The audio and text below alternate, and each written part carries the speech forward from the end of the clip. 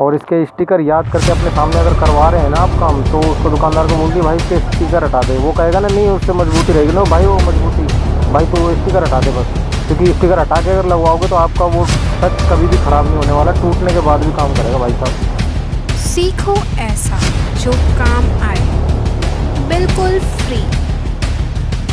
Bittu sir से। जय हिंद दोस्तों, टेक्निकल बिट्टू फ़ोन में आपका स्वागत है। आज आपको एक बात बताने वाला हूँ। देखिए हमारी फ़ोन की डिस्प्ले टूटती रहती हैं, फोल्डर वगैरह जो टूट जाते हैं ना, तो हम दुकान पर जाते हैं उसे ठीक कराने के लिए। तो देखिए काफ़ी भाइयों ने कमेंट किए कि मैं डिस्प्ले डला के लेके आया और महीने भर नहीं चला, उसका टच अपने आप काम करने लगा या टच जल्दी से टूट गया। तो देखिए वो ऐसा होता क्यों है, वो अपने आप नहीं ख़राब होते हैं भाई। वो देखिए एक चाल होती है मोबाइल रिपेयर वालों की ये, कि वो आपको ठीक तरह से काम ना करके देंगे।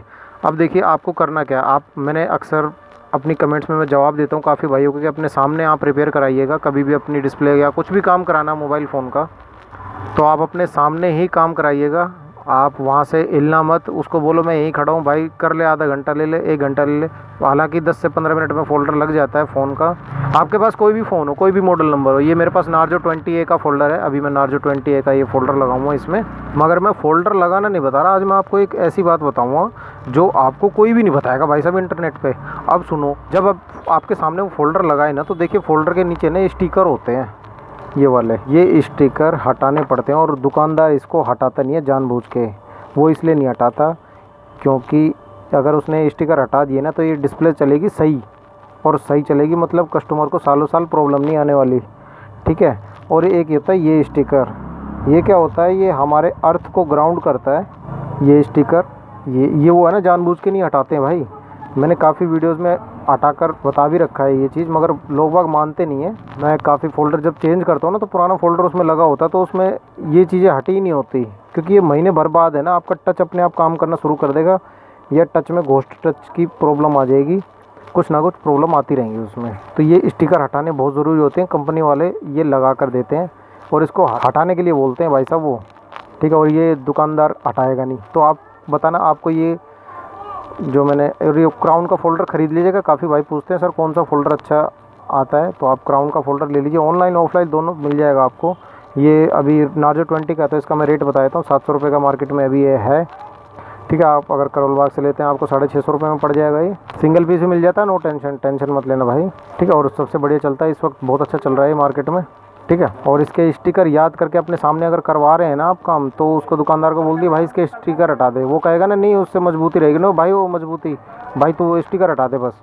क्योंकि स्टिकर हटा के अगर लगवाओगे तो आपका वो टच कभी भी ख़राब नहीं होने वाला, टूटने के बाद भी काम करेगा भाई साहब।